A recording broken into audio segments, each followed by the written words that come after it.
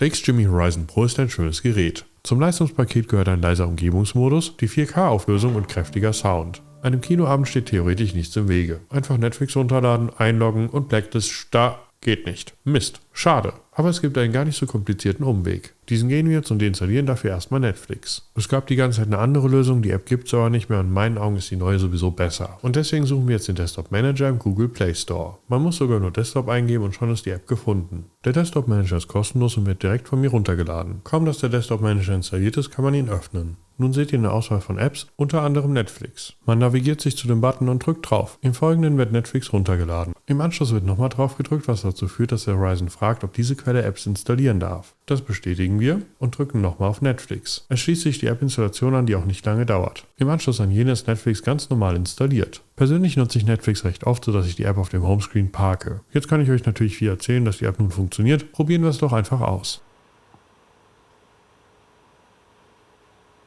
Kaum dass die App gestartet ist, wähle ich den Weblogin. Ich habe meinen PC zur Hilfe genommen, ihr könnt aber auch beispielsweise euer Smartphone verwenden. Oder auch ganz normal euer Passwort eingeben.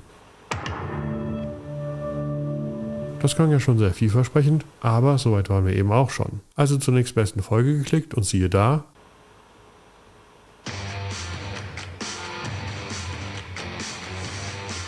die App ist ganz normal und ohne Maus zu bedienen und, noch viel wichtiger, die Inhalte laufen hochauflösend. Euer bzw. mein Filmeabend kann nun so wirklich beginnen. Ihr habt noch Fragen zu Netflix auf XGIMI Projektoren? Dann ab damit in die Kommentare. Mein Name ist Timm Mohn für die Nerdbench.